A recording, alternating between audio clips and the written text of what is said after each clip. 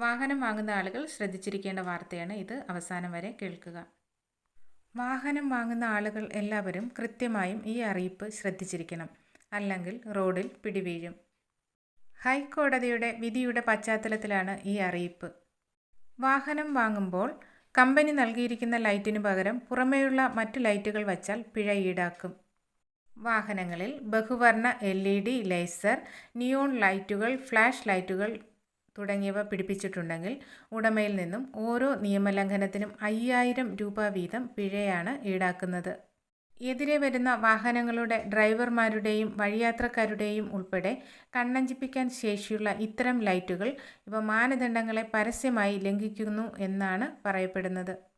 ഇങ്ങനെ ചെയ്യുന്നവരിൽ നിന്നും 5000 രൂപയാണ് പിഴയായിട്ട് ഈടാക്കുന്നത്. ഓരോ നിയമലംഘനത്തിനും 5000 രൂപ വച്ചാണ് ഈടാക്കാൻ ഉത്തരവിറങ്ങിയിട്ടുള്ളത്. കൂടാതെ വാഹനത്തിൻ്റെ ഉയരം, നീളം, വീതി തുടങ്ങിയവയിൽ മാറ്റം വരുത്തിയാലും പിഴ ഈടാക്കുമെന്നാണ് മോട്ടോർ വാഹന വകുപ്പിൻ്റെ ഉത്തരവിൽ വ്യക്തമാക്കിയിരിക്കുന്നത്.